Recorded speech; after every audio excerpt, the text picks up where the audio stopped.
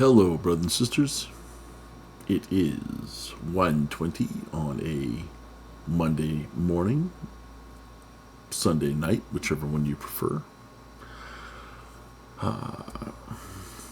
It's Sabbath day. Also had to go to work. Pinched nerve in my back, so I'm not sleeping. But even if I could sleep, I came home from work and my daughter's curled up next to my wife in our bed. So I have no place to go. So here I am, and it is 5 hours until we teach seminary, 6 hours until I go to school, and I'll be teaching literature for the day. And then after that, I'll be going to my night job again. So I'm in for it. So what do you do when you can't sleep? Why not make a video and add one more voice to the myriad, endless voices concerning the Israel-Palestine situation? Let me say right now, this is a mess. There's no good end point here. There's no good scenario where somebody wins. This is a tragedy, regardless of what happens.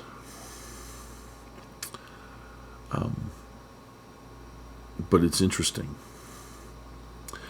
It's interesting and that the world is reacting one way. And you expect that, right? You expect that the world's going to react in one way. But then it's another thing when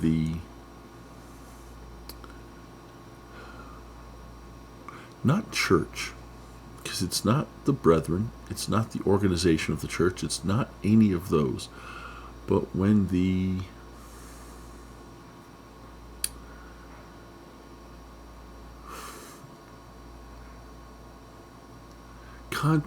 LDS content creator community gets together and discusses this thing, I think in certain circumstances there's a lot of nuance being lost and just a lot of dim-witted views out there. And I hate saying that. But these are views espoused by people with followings that shouldn't have the voice they should have in certain situations and circumstances. And I hate saying that because these are people I like and I follow, but the more I listen to them, the more I'm like, you guys have lost the plot on some basic things. And not everybody's got the right opinions, viewpoints, perspective on everything. They don't.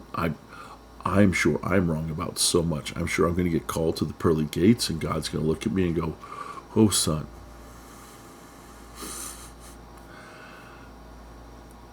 But I'm aware of that possibility. I'm not sure that exists with some of these other guys. And I think it's because of their youth. I do. I think it's because of their youth.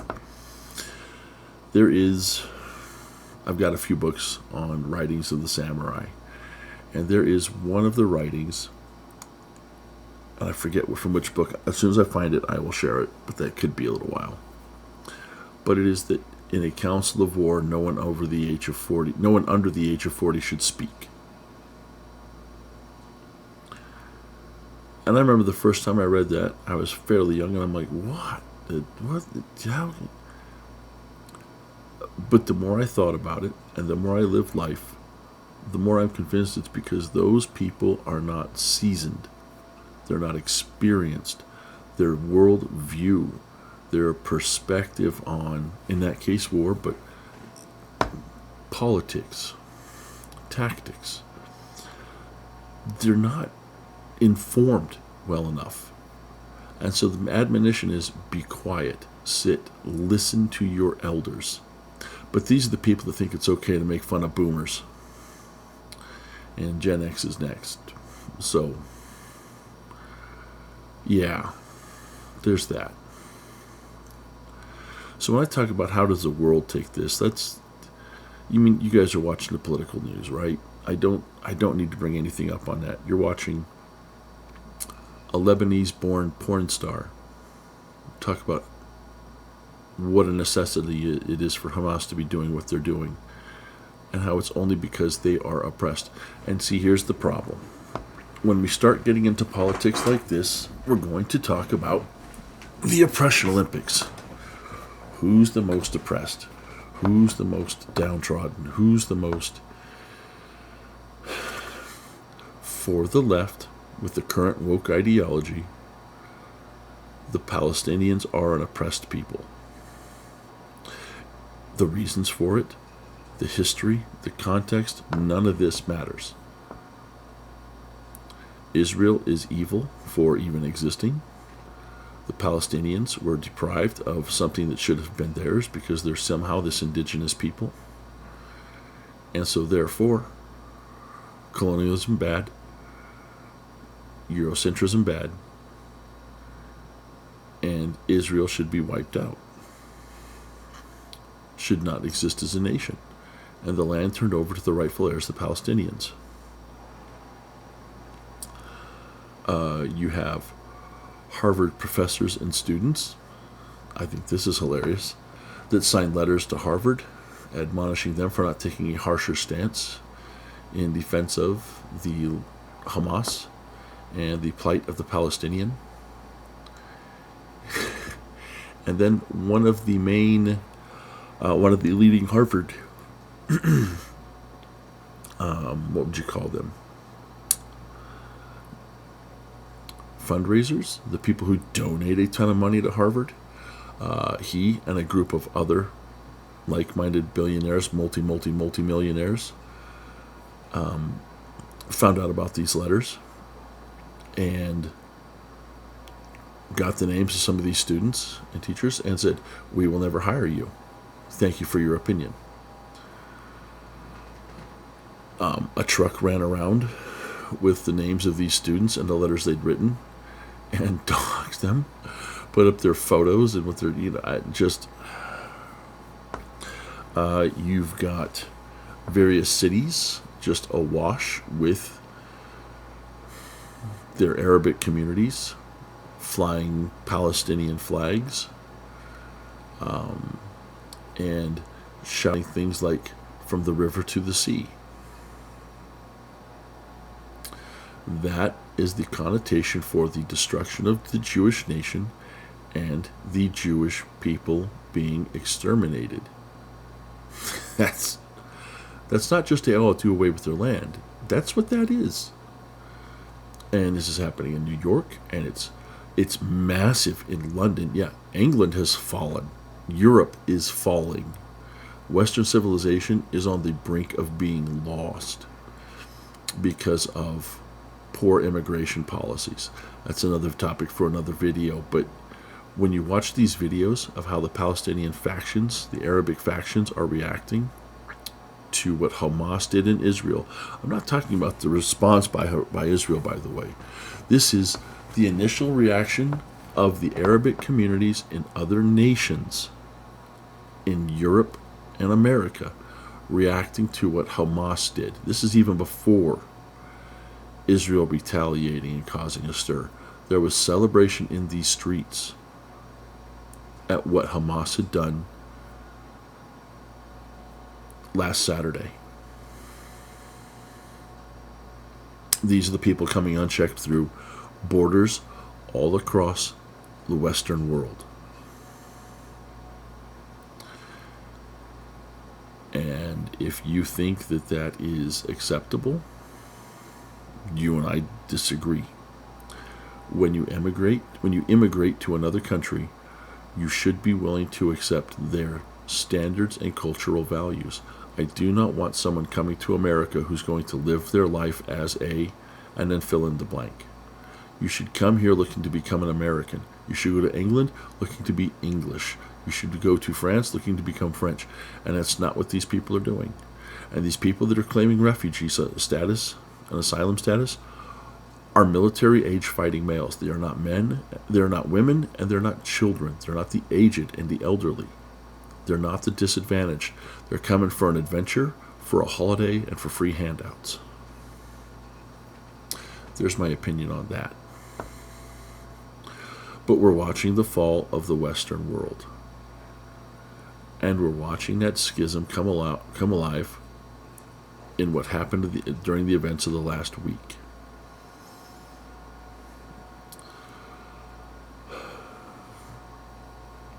Now, the things I say I believe in, I tend to believe are scripturally based. I do everything I can to align myself to the scriptures and the will of God, including what I believe in, what I vote on.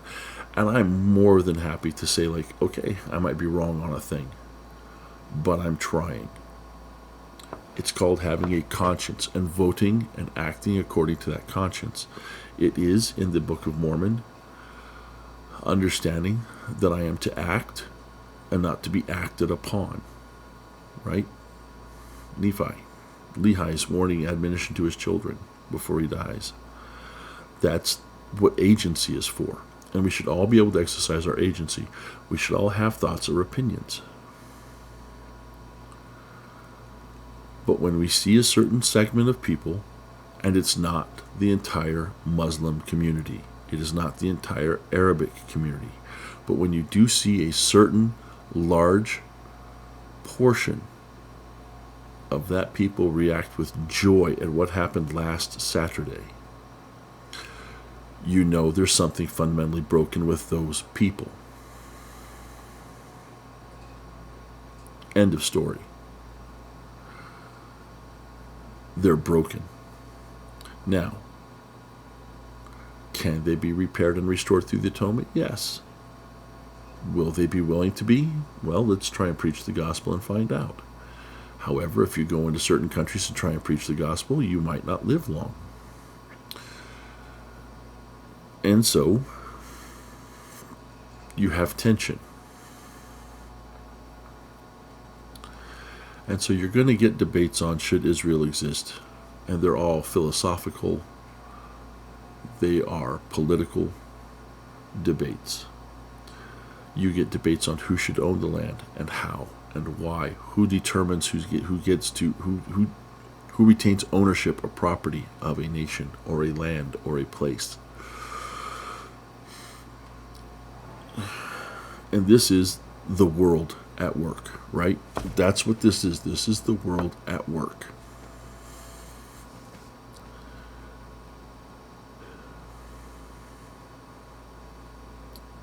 So I say this knowing that understanding that within scriptures we should understand the world will fail. It has to. The world must come to rely on Christ, to place faith in Christ, to see a need for Christ. And the only way for that to happen is for worldly institutions, governments, and systems to fail. Do I want them to fail? No. Do I want people to not have to suffer? Yes, I want to minimize suffering. But when you look at scriptures, when you look at, and I'm not particularly attuned to eschatology, which is the study of the end of days, I'm not overly into that. But what I read, I understand. The things of the world have to fail because they are worldly, natural things. And we need to learn to rely on spiritual things. We need to rely on the Spirit in our life and not so much institutions. Which is why we're seeing things crumble now as we get closer towards the last days. I think Troy Abels and others make that clear in some of their earlier videos.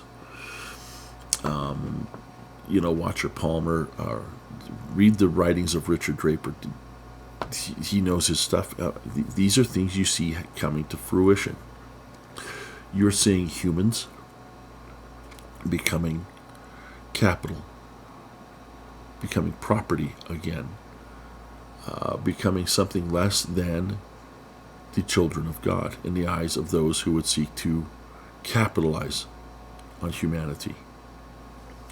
Monetarily, in terms of power, in terms of wealth, in terms of whatever you want to call it, but they will build economies around making people trade, making them goods. And we're watching this happen. And we're watching people dehumanize other segments so that they can legitimize the disenfranchisement of people from their rights.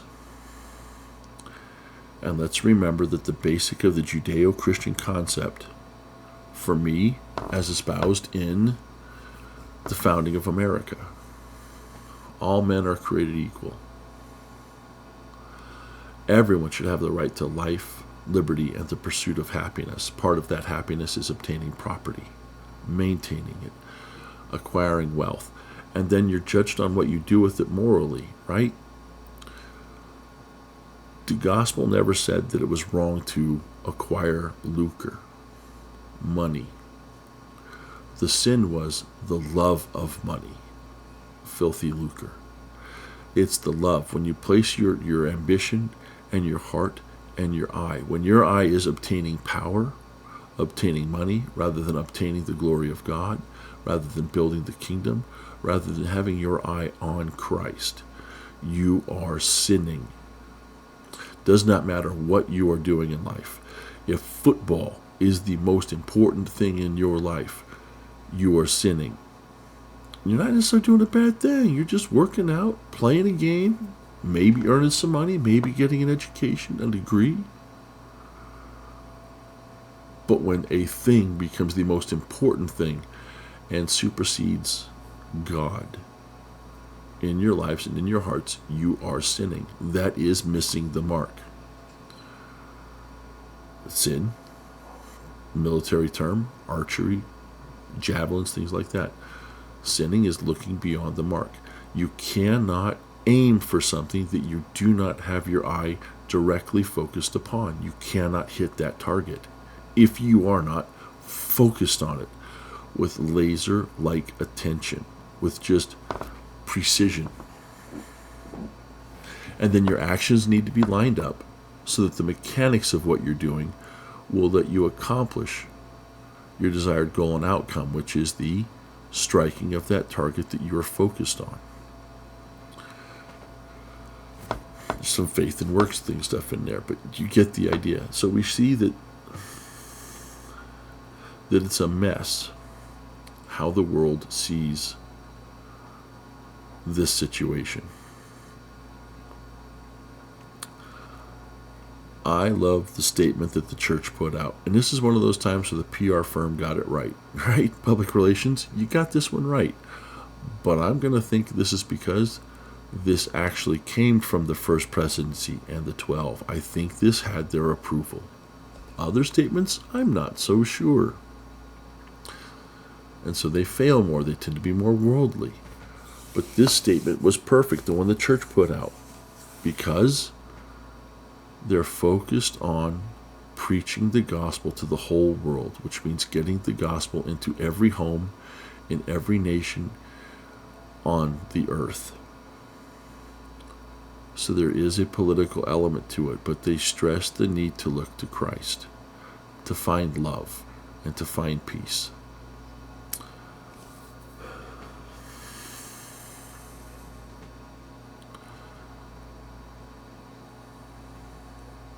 So this now is where I get to backslide, and I get to fall into politics and philosophy. But again, I want to do so from a scriptural basis. I don't like a lot of what the world is saying. I do not agree with it.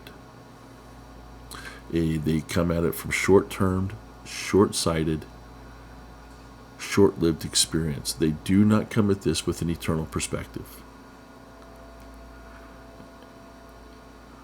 But I'm shocked by some of the things I'm seeing our LDS brethren and sisters put out there.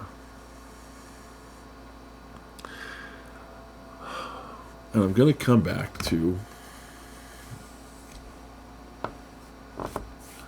let's go to Twitter, shall we? I have an account on Twitter. I am trying to be verified, so I'm not going to, it's at real-based-LDS. At real-based-LDS, but I'm not verified yet. But I have this post from Thoughtful Faith. I'm assuming Jacob Hansen wrote this.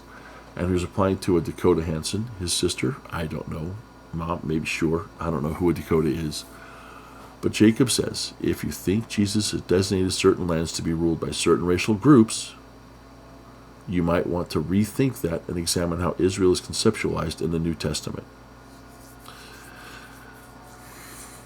I like Jacob. Jacob's a nice guy. I generally agree with a lot of his conclusions that he's put out there in broadly. This is where we see that Jacob's lost the plot. Let me show you what I mean by that.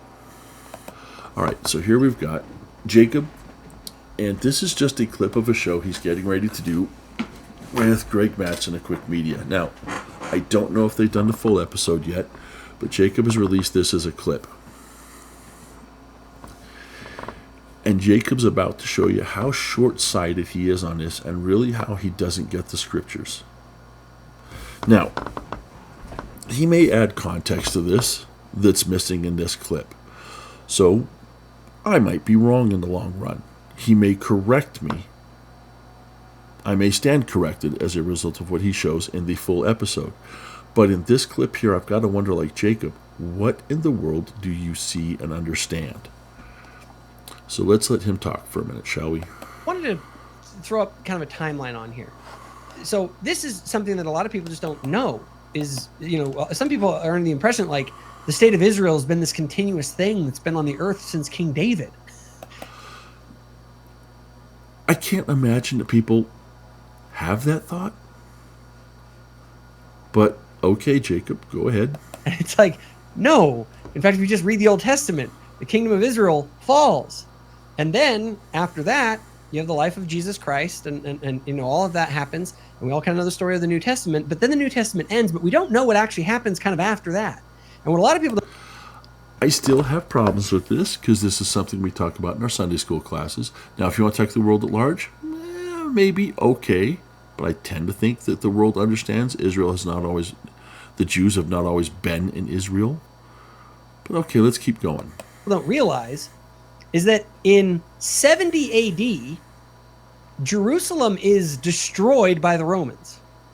Okay, it's sacked by Rome, and for the next, I don't know, I think it was like 50-year, 80-year period, the Jews are essentially expelled from Israel. It's like, I didn't realize this, but like... How do you not realize that? That's so basic to the New Testament, right? To everything we study. The Roman temple was destroyed, the Jews were chased out, and they were dispersed. Right? That's another one of the most well-known diasporas, right? The dispersion of Israel throughout the world. But okay, Jacob doesn't know that, so he's going to assume the rest of the world doesn't know that. And maybe the rest of the world, most of the world doesn't. But to think that nobody knows it. And also notice he started that timeline from the year 70 AD. Jacob starts at 70 AD.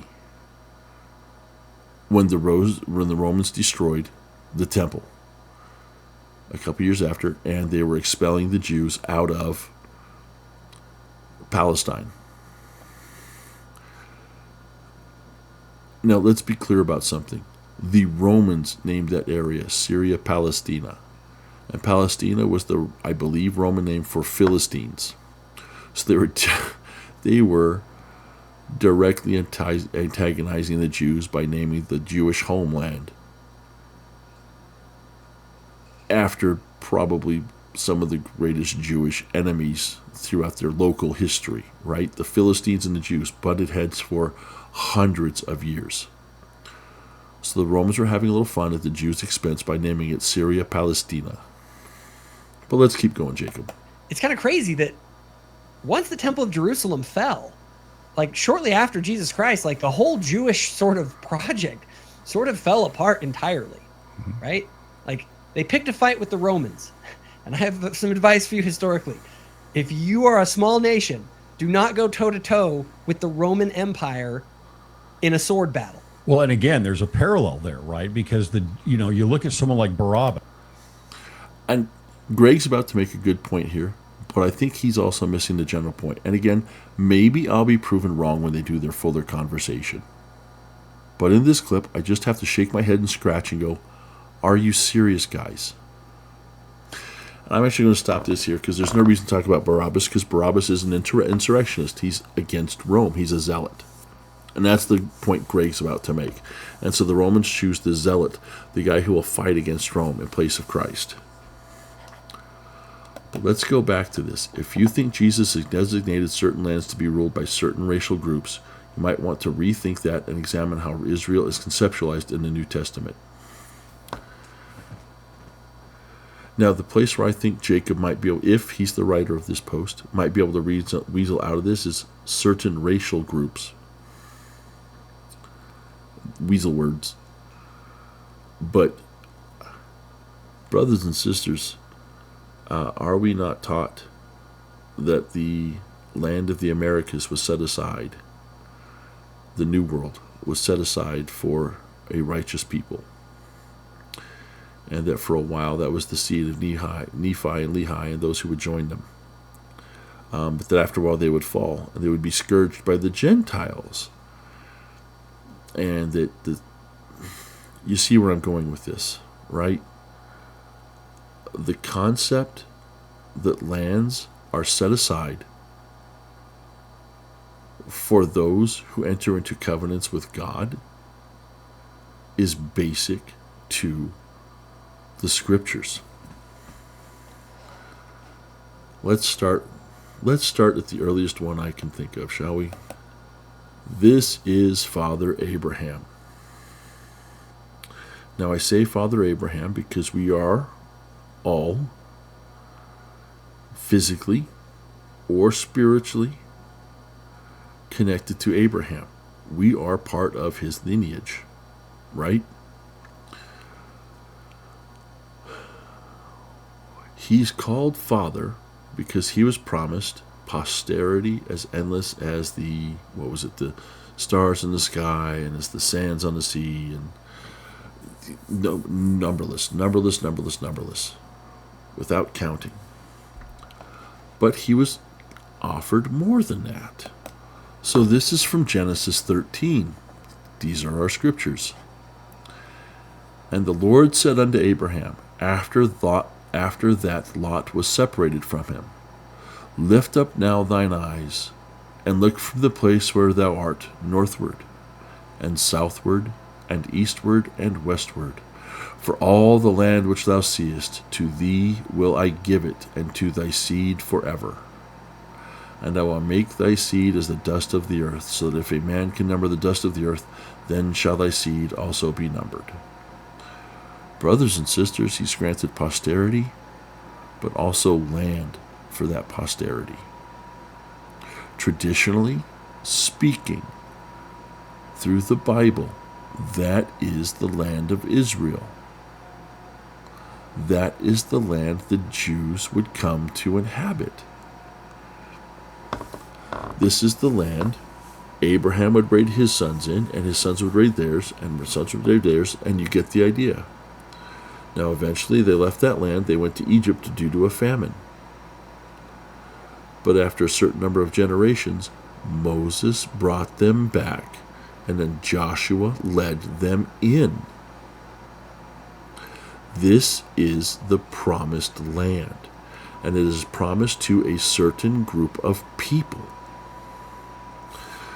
Now I can see where Jacob might not understand that, because there is a certain change in nuance and thought in the New Testament. But that does not change the fact that this promise was made to Abraham forever. Forever. Now, is Jacob's timeline right? Were the Jews eventually expelled in 70 AD? Yes. But they also left the land under Isaac, right? Sorry, not Isaac, Jacob. Israel. Due to the famine. But they came back. They were granted the land again. And they went in and they fought for it. We'll come back to that fight for it in a minute. But they fought for it. Then what happens? They forget their covenants. They forget who they are, and they're scourged, and they're chastised. And a portion of them are taken away, removed from the land, and lose their covenants. They lose the reward. Then, a few years later, it happens to the rest of Israel. But then Darius says, you may return and you can build your walls again. You can have a land. And they work to maintain that land, but they're never as successful as they were before, when they were more faithful to God. But they certainly tried, and they did hold on to the land for a certain number of years. And then, yes, the Romans came in, and the Romans became an occupying force. And they did eventually fall away from the covenant again, right? They're none able to keep their eye upon the mark. Okay? So they sinned. They stopped looking to God. They looked to the law and to the temple for salvation rather than to their God.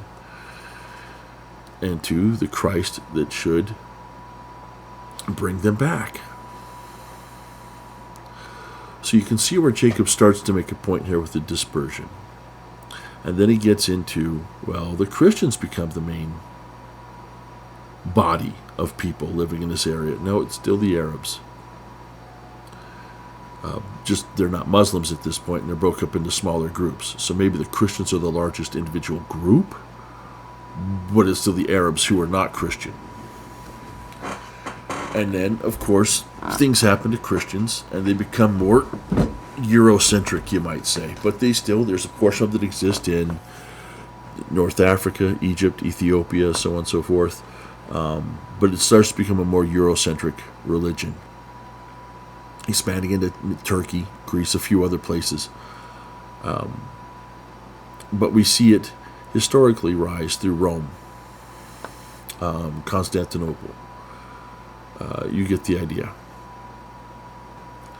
But eventually, Rome collapses, the Arabs take over. The Arabs eventually become Muslim, and the rise of the Muslims. So Jacob's not wrong on his timeline for so many years, for so many hundreds of years. But there were always Jews in the area. Small pockets of Jews in the area. They still lived there. They just were not the dominant power.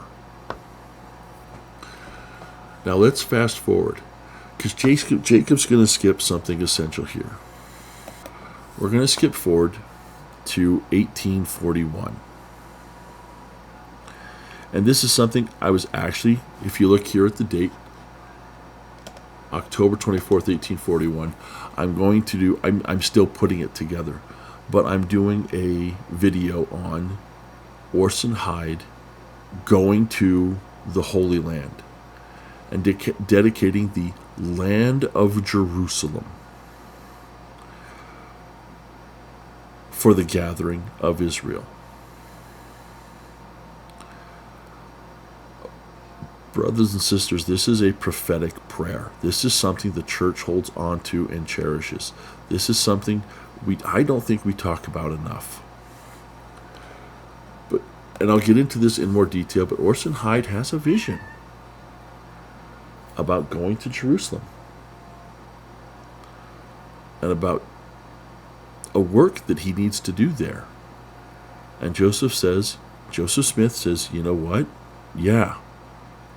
Start now and go. And Orson takes a couple years proselyting as he goes, raising funds as he goes, working his way to Jerusalem. And then on October 24th, he dedicates the land of Jerusalem for the gathering of Judah. That's the Jews. And I want to go down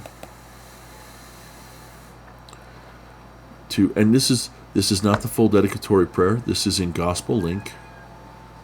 Yes, I still have Gospel Link, but it's free and it's got a ton of stuff.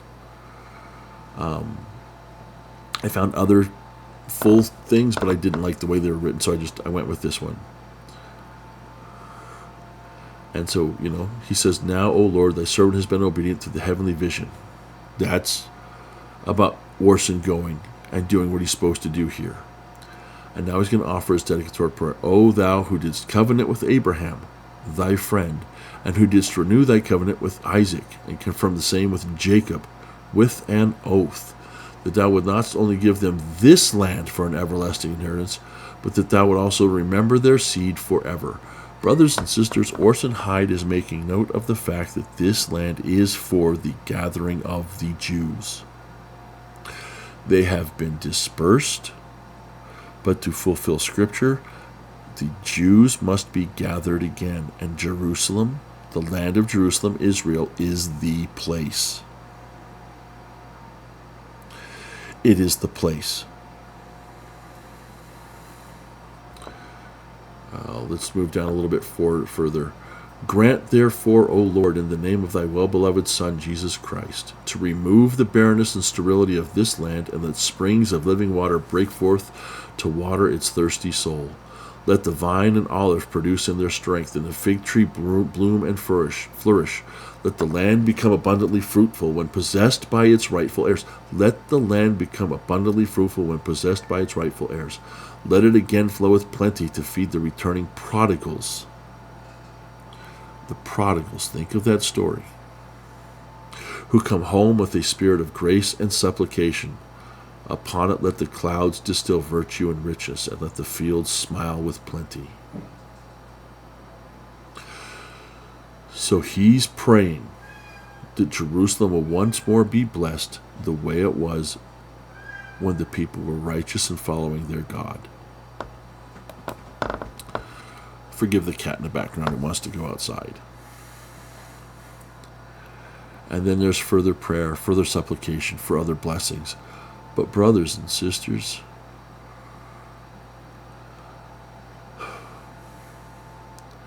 the covenant is still active that Heavenly Father made with Israel, with Abraham, Isaac, and Jacob. And that is that there will be a land that will be there for the posterity forever. Orson Hyde dedicated the land of Jerusalem to be there for that purpose, and to begin to restore its wealth and health, and to bless the Jews.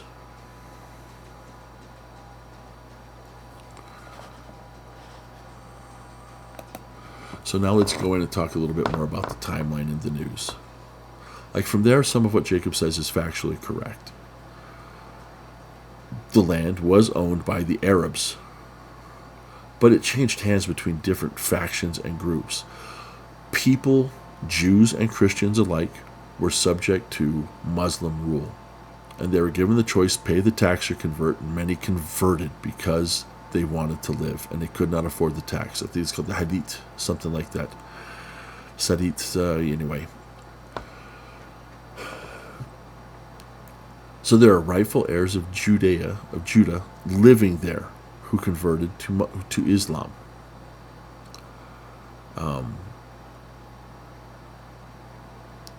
But, and this is where God comes into play, geopolitics enters in, and the events of history begin to shape the region so that the Jews can once again enter the land. And it starts not long after Orson Hyde offers his prayer.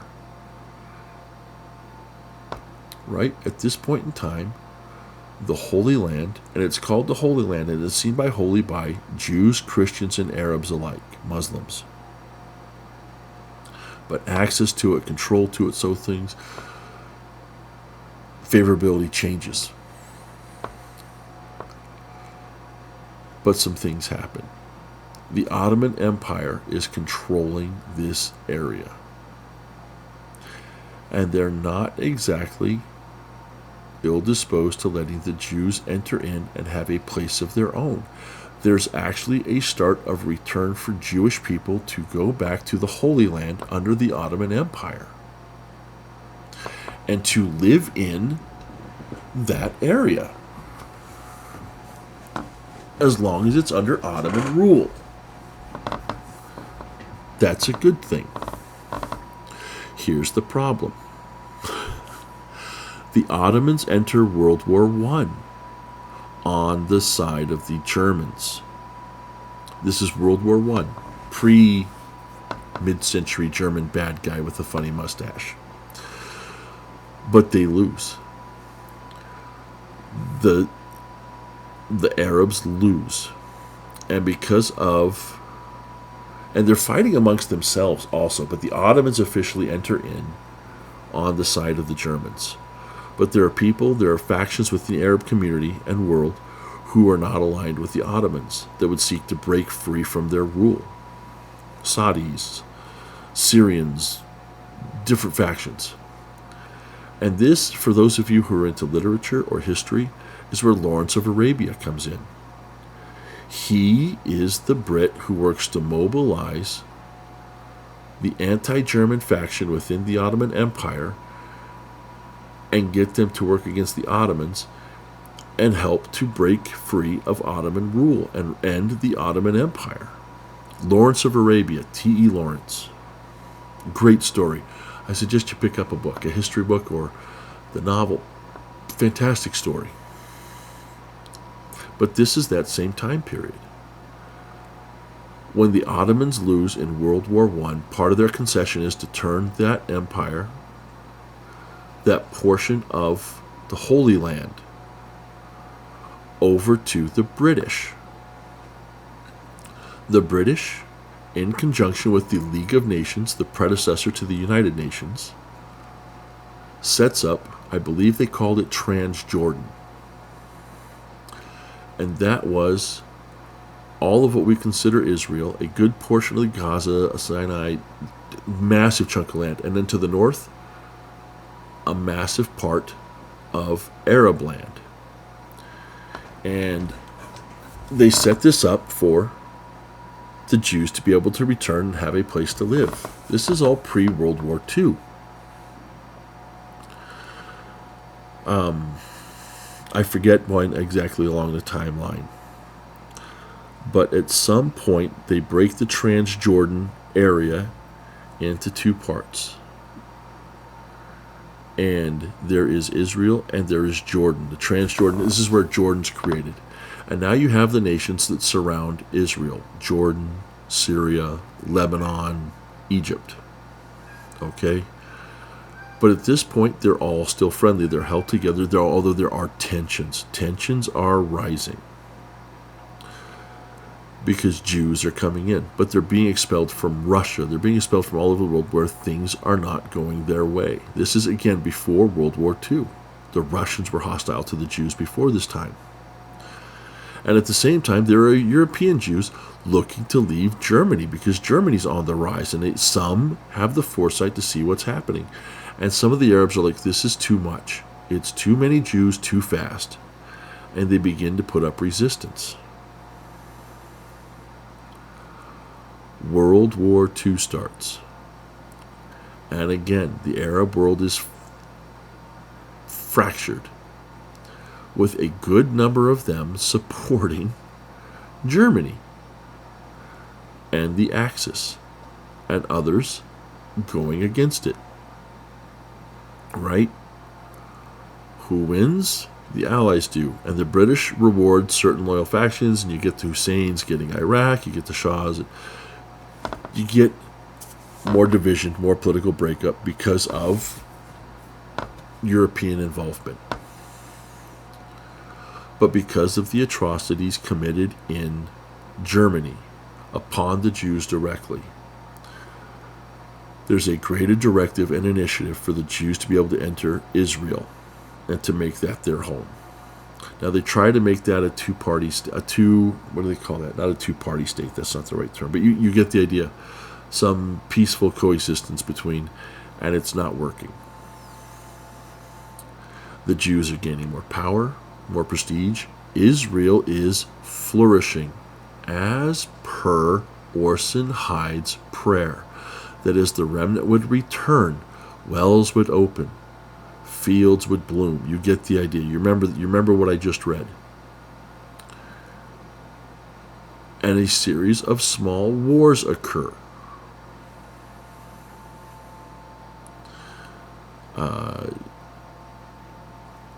Israel gains land that was previously held by the Arab nations.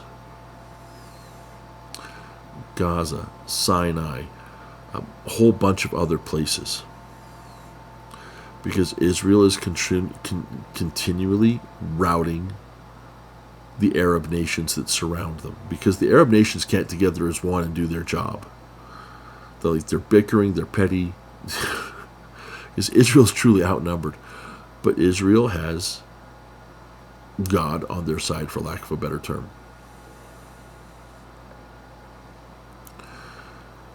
Now, all this plays out, politics gets worse, rivalries become more petty, especially within the Arab world. But eventually, Egypt, Jordan, Syria, and Lebanon reach a compromise with Israel. But certain factions in each one of those countries do not. Hezbollah, Hamas, was it Islamic Brotherhood or something? Something Brotherhood. I don't think it's Islamic. But and when the Shah is tossed out of Iran, you get the Ayatollahs taking over. Hostility towards Israel grows, but Israel's power is unmatched, and at the time they're backed by a very powerful United States. That power is on the wane, in my opinion. That's neither here nor there, though. But for years, Israel's still maintaining Gaza. But here's where politics come into play. Gaza's trapped. The Palestinians in Gaza are trapped. And I don't like calling them Palestinians, but since the world does, you kind of have to go with what the world wants to do. Because they're not really Palestinians. They're a mix of nationalities tied through Islamic and Arabic ties and blood. Okay?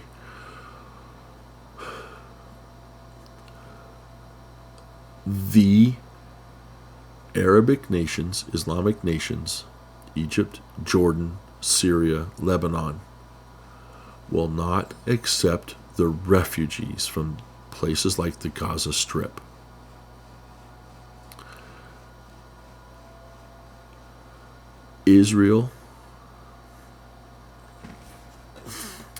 Egypt has a direct border with Gaza that they share with Israel. To Egypt's north, to Gaza's south. Because Gaza's on the southwest of Israel. But there are, 2 or 3 gated border crossings that people from Gaza could come through and get freedom and gain refuge and be refugees into Egypt. And then from there they could be taken in by Egypt, Jordan, Syria. You get the idea. These nations will not let Egypt take in refugees, so the people of Gaza are trapped. The Arab nations are using Gaza as a political tool to put pressure on Israel. Now, let me say this. I feel for the people of Gaza because they are political pawns. They're fodder. Do I think there are things Israel could do better? Yes, like a zone between Gaza and Israel where people would have to be checked, and you get the idea. But the resentment against Israel grows. Funding from Iran comes in and bolsters groups like Hamas or Hezbollah to the north in Lebanon. And I remember, this is something that's lost on like Jacob and some of these younger guys. I remember watching the news as a kid in the late 70s and early 80s. Bus bombings, cafe bombings, all the time in Israel, right? These things were a common occurrence. For those of you that remember this stuff, you're like, yeah, I remember this. Today, 5 dead when a suicide bomber set off a vest on a bus in Jerusalem. Today in Tel Aviv, a suicide bomber took out a cafe, killing 2 and injuring 12, 3 dozen, something, whatever. These things happened all the time. And for a while, the world stood with Israel. But as the devil's ideology grew, the idea of oppressed peoples grew, and the idea started to foment that Israel was an apartheid state, that they were starving and neglecting the people of Gaza, that they were all sorts of stories. Anyway, conflict erupts. It's inflamed all the time through these little bombings. And then Israel retaliates. And here's where the tragedy sets in, is these terrorist groups like Hamas, like Hezbollah, they use human shields. Part of the outcry from guys like Kwaku over at Ward Radio is all of the innocent civilians that die at the hands of Israeli, senselessly and needfully. And it's this genocide. It is not a genocide. That rhetoric is moronic. Gaza is not a series of concentration camps. That is idiotic. But what Hamas does, they got voted into power, and they use people as shields. They set up their command bases and their rocket launch stations in hospitals, in schools, in mosques, in places where people are going to be, where innocents will be to see a doctor, to get religious instruction, to fill in the blank.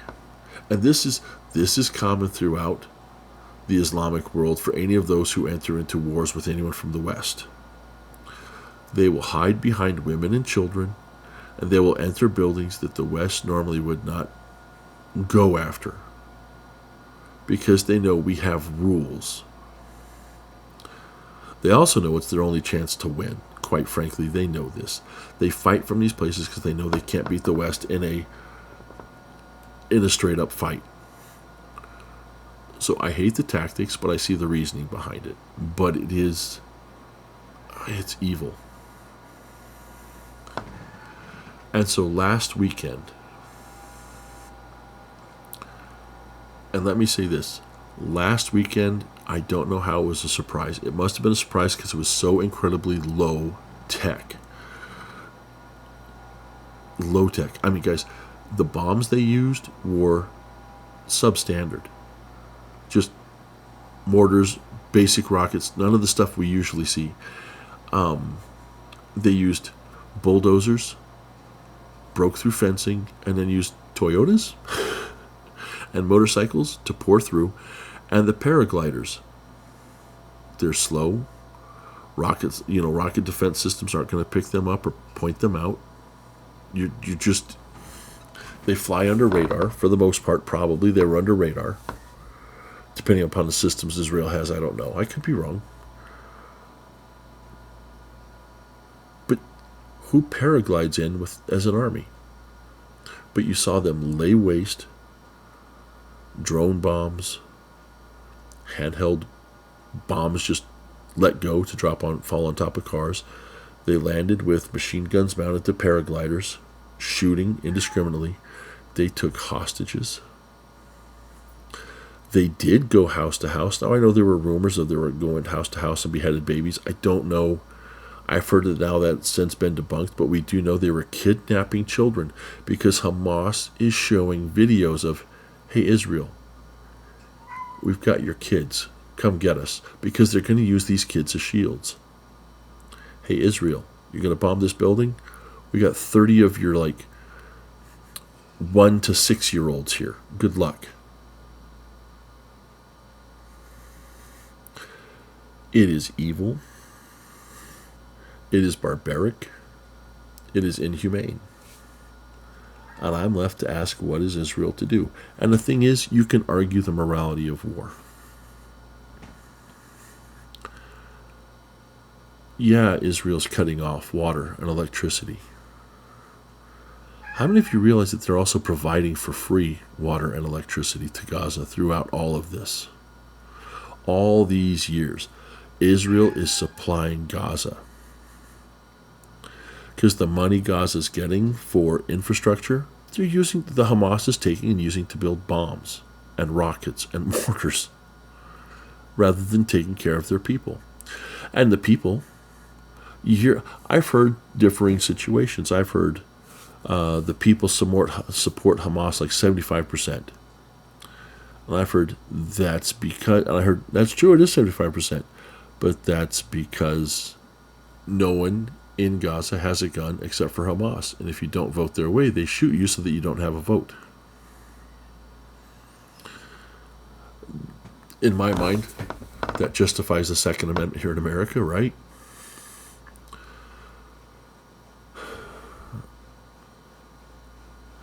I don't think this is a war anyone wins. I don't. This is not the kind of war you win because my chair's sinking, because you dropped the most bombs and killed the most people. I don't think this is the war you win where Hamas flies in, kills concert goers, kidnaps children, and then Israel just is like, well, we're going to level a building. But Israel does not do these levelings indiscriminately either. They told all of southern Gaza, you have 24 hours to evacuate and get to the northern part of Gaza. Guys, that is a rough trip. You see people on motorcycles and in cars, but the majority of people actually getting out and fleeing are on what? Mule-drawn carts with all of their worldly possessions on the cart. And these are the ones that Hamas allows to leave. There are situations where Hamas says, if you leave, we'll shoot you. Just stay here. Because they value the human shields. Because the body counts make Israel look bad. And it does make Israel look bad because it is horrific. But in my mind, you can't equate the two horrors.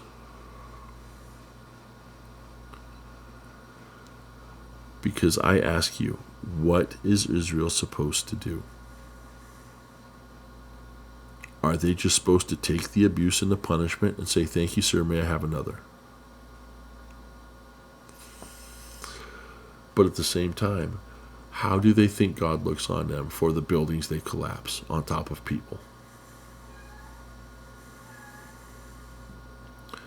Because they may console themselves knowing they took out 20, 30 bad guys. But what about the 20, 30, 100, whatever it is, civilians that were in...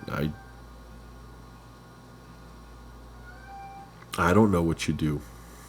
I don't. Now, here's what I think the final lesson is.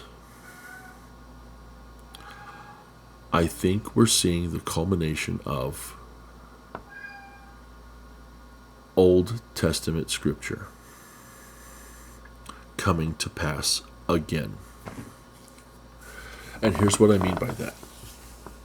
I said earlier that I think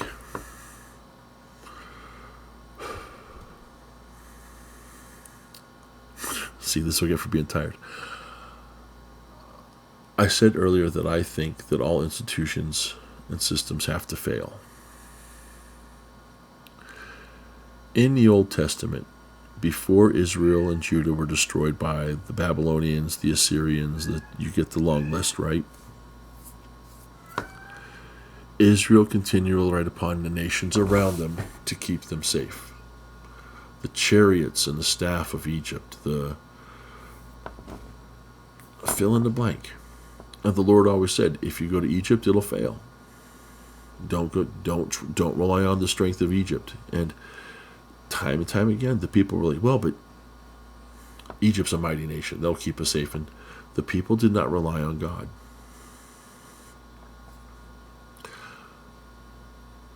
And this breaks my heart. But I think as the U.S. fails, Israel's going to be more and more isolated. Politically. Economically. I do think the Abraham Accords Trump tried to set in effect are a reason why Hamas invaded now. Because the rise of a Saudi-Israeli-Egyptian partnership is threatening to them politically, because the Saudis are ideologically opposed to the Iranians. And whatever you think of the Saudis, right? The news likes to tell you what an evil man MBS is. And I forget what the MBS, like Sama bin Salah or something. Anyway, MBS, the current crown prince of Saudi Arabia. Brothers and sisters, he's working out contracts to normalize relations with Israel. He's allowing women to drive. He's desegregating life in Saudi Arabia so that women and Westerners can participate more fully in everything going on, and you don't have enclaves of various factions where they can only be. You're seeing Saudi Arabia modernize, and that's a threat to Iran. Because these are two of the largest factions of Muslim community, Shia and Sunni, that do not get along. And for Saudi Arabia to grow closer to Israel is a threat to Iran. Iran is a funder of Hamas and Hezbollah.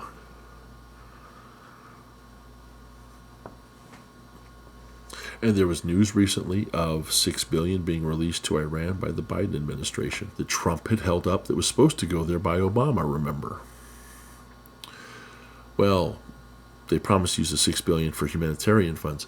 That's fine. Maybe they will use that $6 billion for humanitarian funds. But maybe that's before they had that $6 billion. Maybe they had other funds marked for humanitarian funds that now they can direct towards terrorism.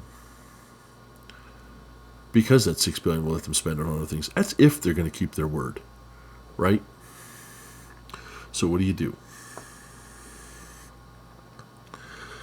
And I will point out, brothers and sisters, the Iranian parliament, death to Israel, death to America, death to Israel, death to America, the great Satans, right?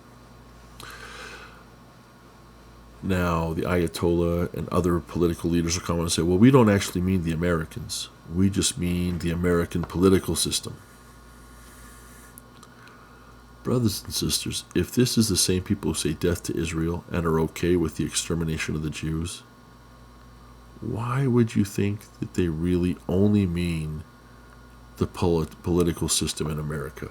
Why wouldn't you think that maybe there's a chance it's the Americans as well, and other Western civilized nations?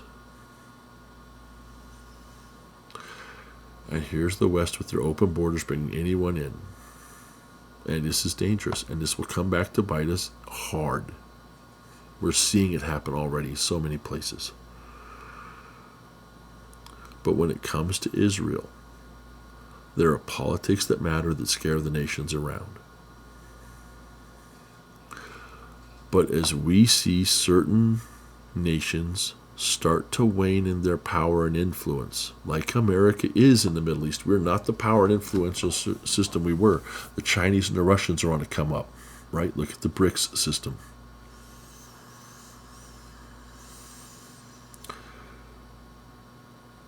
What if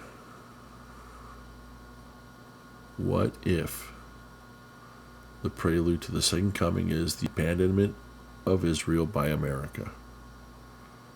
Because we just can't take care of them the way Egypt failed Israel.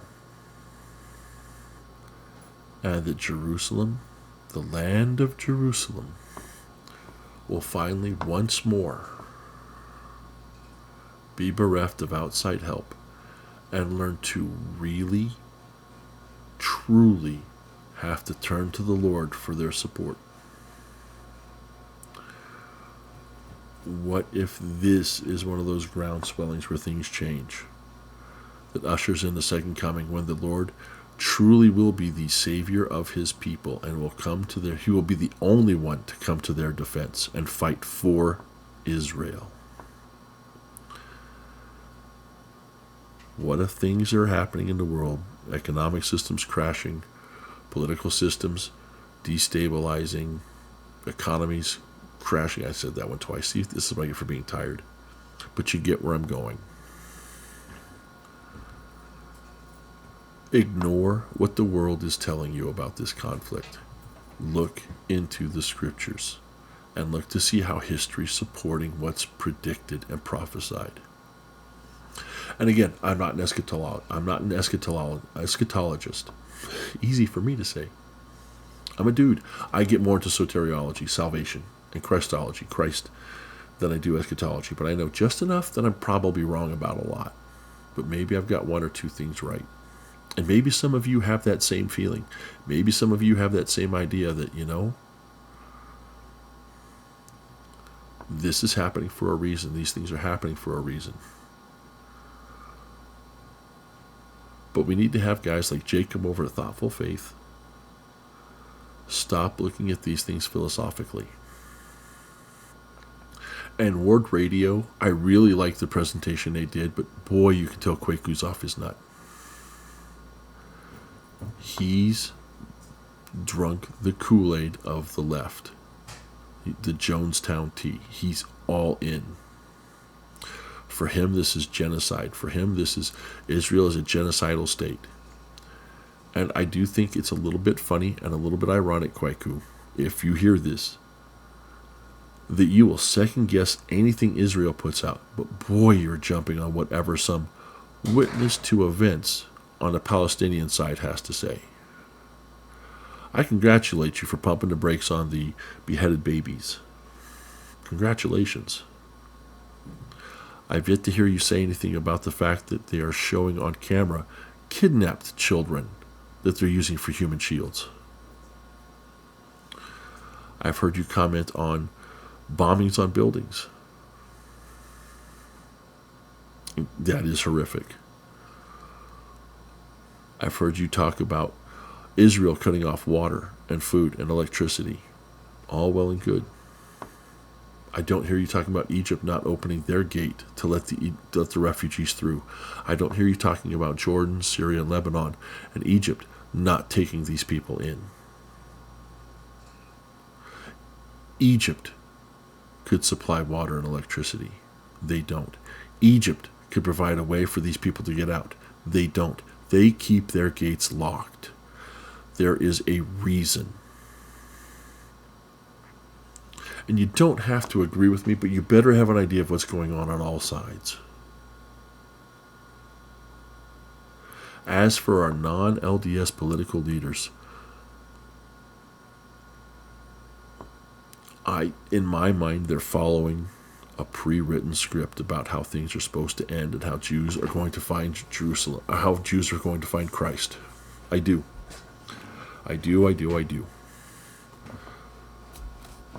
But what do you think? Where are you at on this? Do you think that one side is more wrong than the other like I do? Do you think I'm wrong about which side is more wrong? Do you think I'm missing something the way I think Jacob and Kwaku are missing things? Do we agree that the whole world has it wrong and that it's funny that the left is so pro-Palestine and that they would celebrate what happened a week ago? Before before you even talk about Israel retaliating, right? That's before you can get into knocking Israel for how they're retaliating.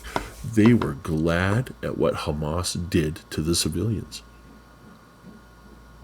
What does that tell you about the state of the world and the hearts and minds of so many of our people today? I don't find it reassuring. I don't find it comforting. I don't find the fighting comforting, but I don't find the reaction by so many people outside of it comforting. My heart breaks for both sides. My heart breaks for the innocents. My heart breaks for the villains. Because boy, do I wish there were no villains. But can you have this without a villain? I don't know. Anyway, comment. Tell me what you think. Maybe I'll do a comment video when I get off work tonight. Because that won't take long. Right? Maybe I'll do a video during my off hour today on something else if I don't have students that need help.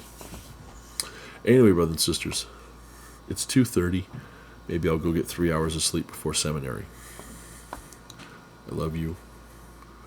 Thank you for listening. Peace out.